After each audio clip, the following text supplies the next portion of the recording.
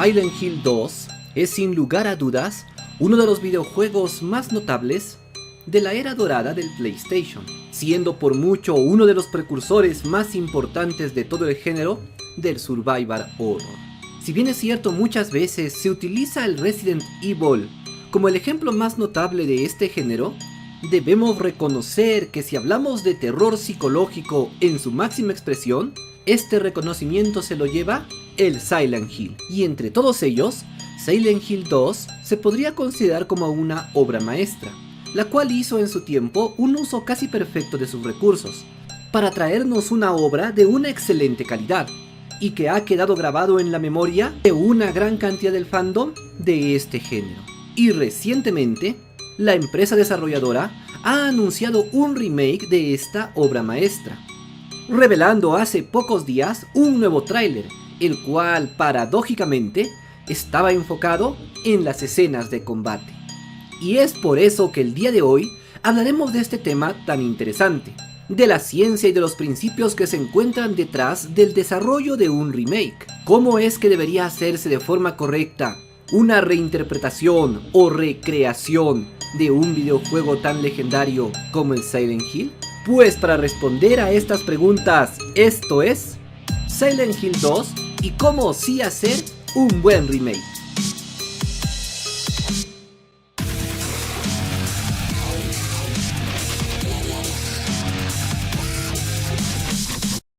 Advertencia: Videojuegos Indie es una serie de videos donde analizamos el comportamiento y el diseño de los videojuegos desde el punto de vista de un programador, con el objetivo de fomentar el desarrollo de este arte. Sin embargo, las teorías y opiniones son de carácter personal, por lo que deben ser tomadas con discreción. Cuando hablamos de remakes, estamos hablando de un concepto dentro de los videojuegos completamente especial y diferente, pues no es lo mismo crear un remake de un videojuego que crear uno desde cero, pues para empezar su concepto funciona bajo principios muy diferentes.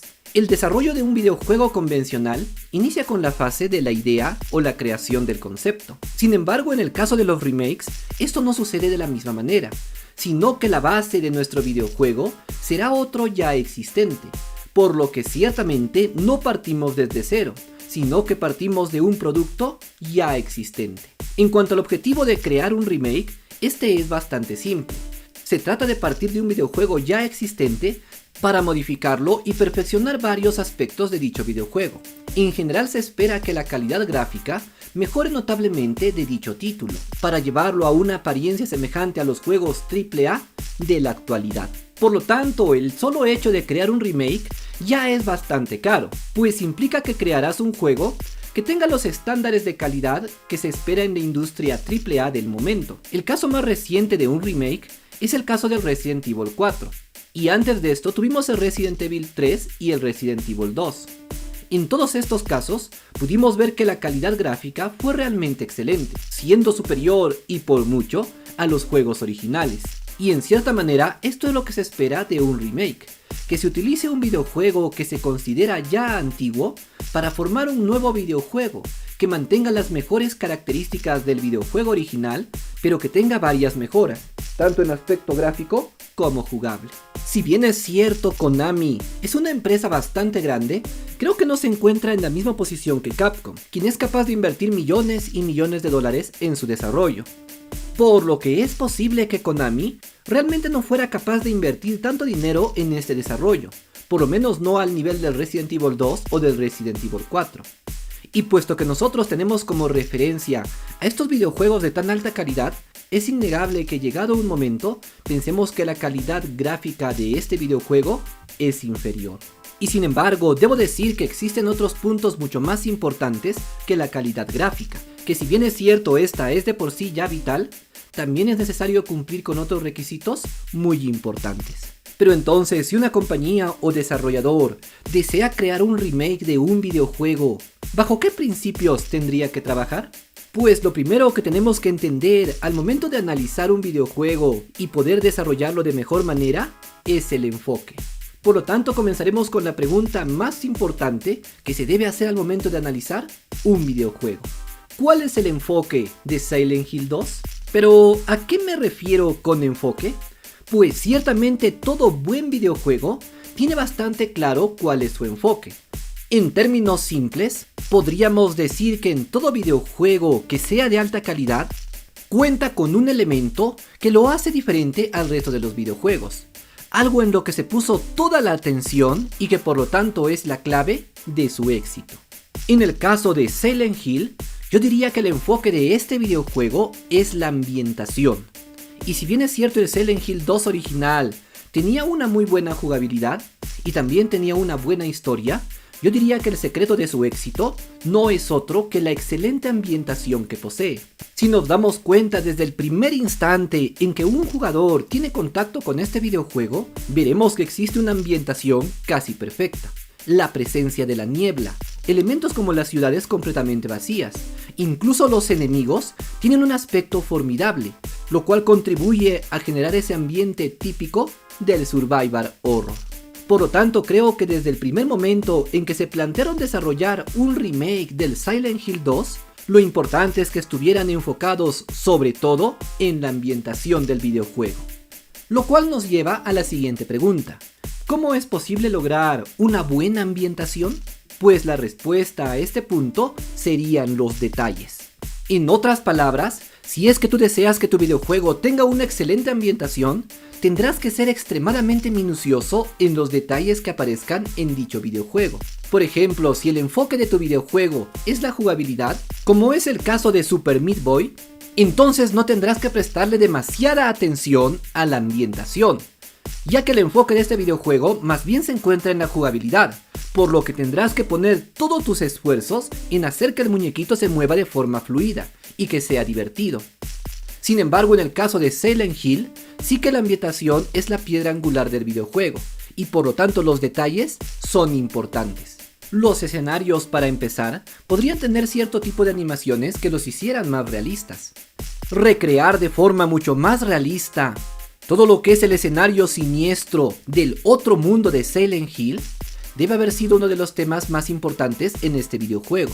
Y también hablamos del caso de los enemigos, ya que deberían haber prestado extrema atención a la creación de cada uno de los enemigos tan icónicos de esta franquicia. Por ejemplo, en el momento en que dispararan a los maniquís, habría sido importante que tuvieran un efecto especial, como por ejemplo que se fueran destruyendo poco a poco, para revelar que dentro de estos muñecos existe un ser vivo todavía más siniestro, como si fuera simplemente un caparazón, ya que los monstruos de Silent Hill pueden tener el aspecto de maniquíes, pero en el fondo se intuye que son algo mucho más siniestro.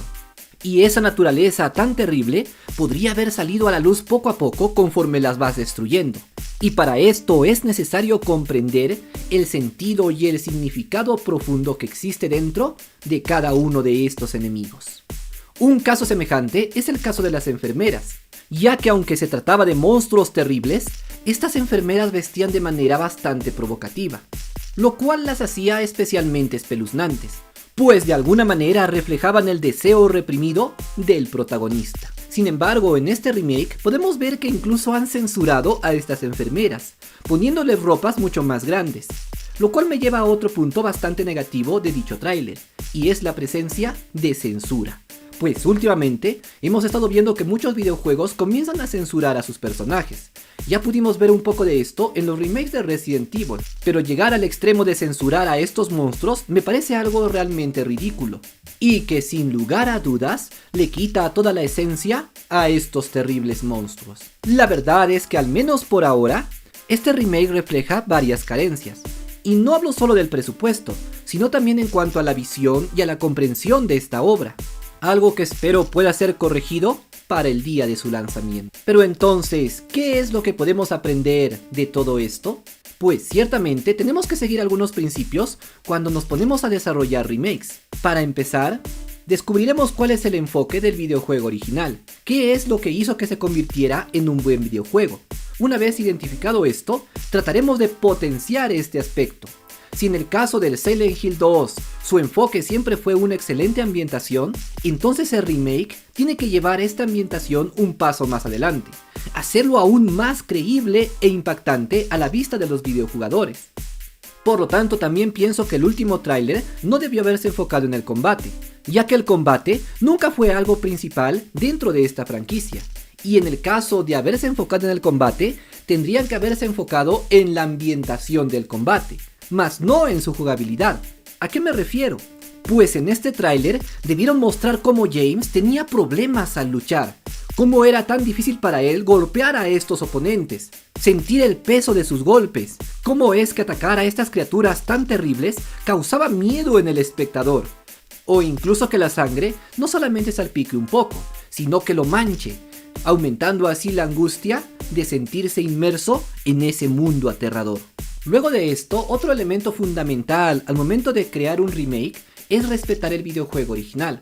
Si tú estás creando un remake, es precisamente porque existe gente que ama dicho juego original, de modo que tú no puedes recortarle cosas. Es importante mantener la obra completa y perfeccionarla, y de ser posible agregar cosas nuevas.